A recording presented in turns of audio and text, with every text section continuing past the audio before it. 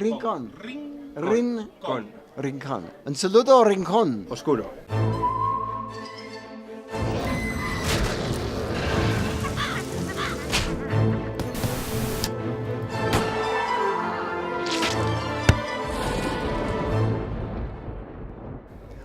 Un saludo, Rincón, escudo.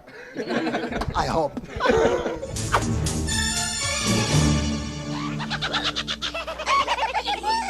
Okay, Joe, nice to meet you. Do you know me? Aye, oh, let's go. Aye, oh, let's go. Aye, oh, let's go. Aye, oh, let's go. We have to start with Gremlins. I'll ask.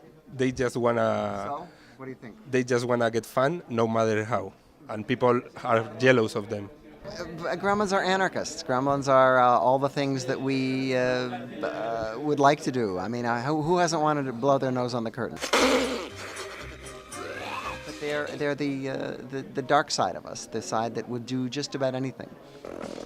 I think people find that attractive. It's the secret of why people like to watch the Marx Brothers, you know, because they thumb their nose at the society, and one of the whole basis of comedy is puncturing pomposity and trying to bring people down to your level. The Gremlins is sort of the banana peel of horror movies. They don't think about the consequence of their What acts. consequences? They don't have any brains. They just want to have fun. That's because they're lovely. Do you think horror and comedy have to walk together? I think if they don't walk together, they're going to be pushed together, because horror films are based on absurd premises, supernatural things that we don't believe. And if we don't approach it with humor, the audience is going to find a place to laugh just because it's so absurd. And so my initial exposure to that sort of film was the James Whale movies that I saw on TV when I was a kid, like Bride of Frankenstein and The Invisible Man. And these were movies that were actually quite horrific, but had many comedy elements into them. And because The Invisible Man was essentially insane, he would do crazy things that seemed funny, and then he would do something terribly violent, and your laugh would catch in your throat. And I found that to be a pretty good formula when I started to make horror films like The Howling.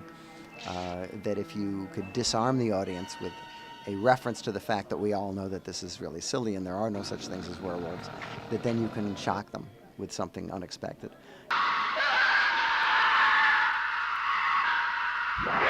Could it be possible maybe Gremlins versus Critters? Gremlins versus Critters. Mick Garris and I could team up and we could do one like that. First of all, who let this guy in? And second of all, he's not even sitting in his own seat. I think the problem is that the Gremlins are now the property of their studio, and the Critters are the property of their studio, although who knows, they may all be owned by the same company now. That sounds more like a sci-fi channel. Now, was that civilized? No, clearly not. When did you start loving horror movies?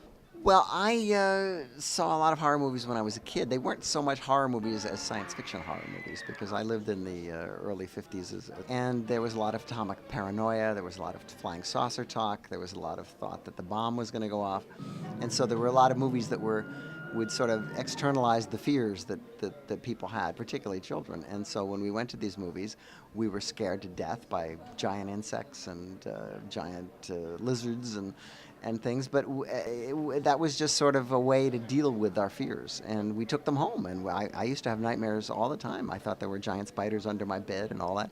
And my parents would say, "Why do you go to these movies when they make you so upset?" And I said, "Because I love them. I have to see them." But it was very therapeutic, and I grew up feeling that these were movies that were made for me.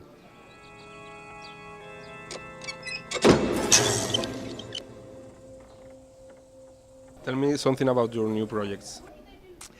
My new projects are in various stages of unfunded. I roam the globe looking for ways to finance my movies, because the business has changed, and now we all go around, looking for actors to attach and funds to finance, and to find another financier, because no one financier finances any movie, so you have to have a group of them. And I was just involved with a movie recently that was just about to shoot and won of the many financiers fell out and the whole thing collapsed. And so we spend more time looking for money now than we do making pictures. There will be no mercy. Would you like shooting in Spain, maybe? I'd love to shoot in Spain. I'd love to shoot in Europe. I got an Italian passport just so I could work in Europe. So you European producers looking for directors, I'm available. No one is safe.